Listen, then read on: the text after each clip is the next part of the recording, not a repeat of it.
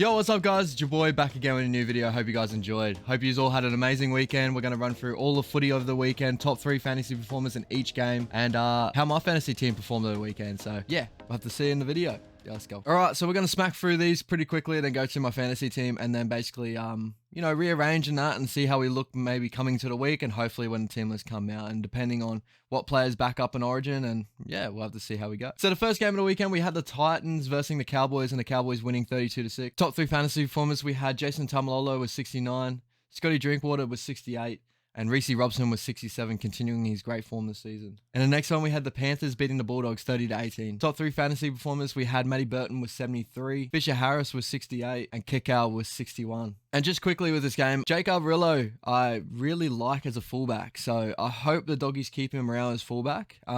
He had a lot of damaging touches, basically off kicks, and, you know, with his little bit of half play that he's been playing with for the last how long that they're trying to make him a halfback, I think it'd be good to have on that edge, like on those sweep back around plays and stuff. I thought they played pretty decent with him, but again, you know, the Panthers, even though they're missing all those players, they still click over and play well. So, yep, you know, the Waz this season, it's a write-off. Let's go. We had the Seagulls beating the Warriors 44-12. Top 3 fantasy performers, we had Garrick with 70, we had Sipley with 65, and we had Olakawatu with 64.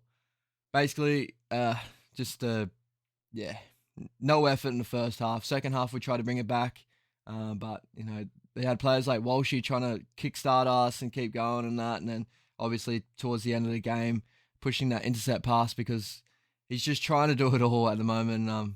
Unfortunately, the team's just not working for it. I don't know whether we're just waiting to go back to New Zealand, but yeah, not the best. Next game, we got the Raiders beating the Roosters 22-16 and a great showing from the Raiders. Top 3 fantasy performers, we had Joey Manu with the fullback skills. He's always killing it at fullback with 87. Whoever brought him in this week, well done, like really smart. I wanted to shoot somewhere else. I wanted to be a bit more risky. As you know, I make some weird picks, but that's just me. But, you know, Joey Manu would have been definitely a really smart pick this week, and he definitely killed it. Joe Tarpany was 69, and Adam Elliott, who's been playing really, really well, 67. He's got some damaging runs in him, and yeah, I hope the Raiders keep him in there for the rest of the season, even though he signs to the Knights. I hope Ricky doesn't get butt hurt and just bench him or something like that. But, you know, he's playing freaking out of his skin at the moment, so great to have him in the fantasy team. All right, so overall, you know, we only had one game this weekend, and we won pretty convincingly, 573 with 199. Again, it's just tough to, obviously, for a lot of boys to put their best team on the field this weekend. But, yeah, you know, we're sitting 5th in that league, sitting 3rd in the game league after the bye round. Casual league sitting 1st with the boys. And then YouTube League, I'm sitting 9th. And as I said last week, you know, a whole lot of studs playing this one. Natho, you know, thank you for, you know, shouting out on my video and my comments. Bruh, like, you're killing it up there, man. Like, your team is awesome. So, all right, so after a decent week in round 13, you know, obviously the score 573 is not too bad at all. Then we got, you know, we overall scored at 10,075. Not the best overall, but, you know, it is what it is. We keep growing anyway. Obviously we didn't start the season so well, and we had to try and build up ground from there. Overall rank 20,329. Round 13 rank 8,941. We still got 12 trades remaining, which is a pretty decent place to sit at the moment. Just headbutted my microphone. And 113k in my salary cap. All right, so we'll run through the team quickly and how we formed in the weekend. Karaz with the 27. You know, I think like he plays really well there. Maybe like I didn't have anyone else that I couldn't have like switched out for, and he's gonna make somewhat a little bit of cash or whatever.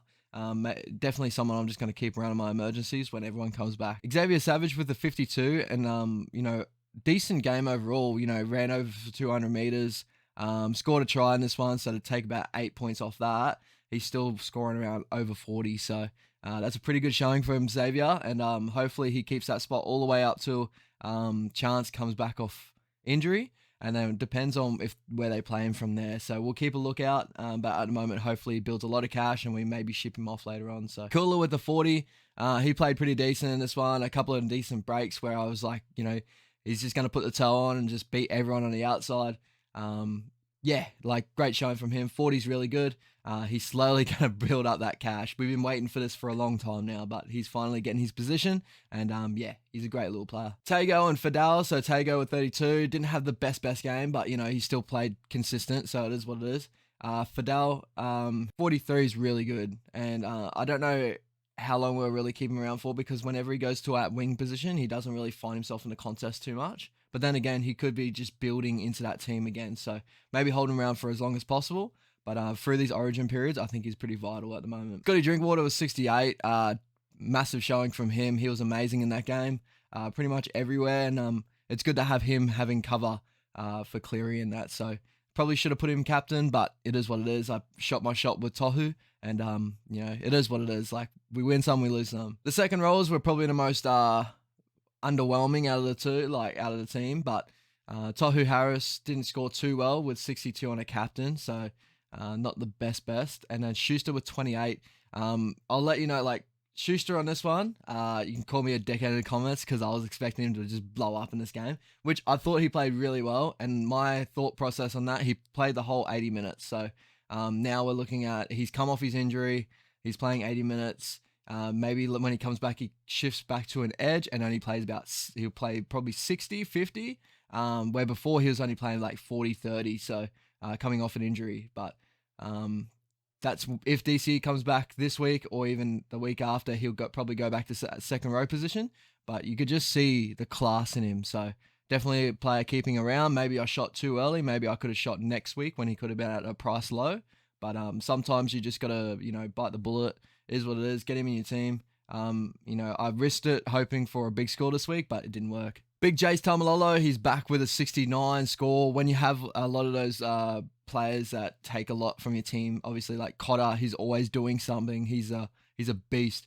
Tamalolo getting big minutes, 69. That's pretty much where Tamalolo should be sitting. When Cotter comes back, we're going to have to keep an eye on his scores.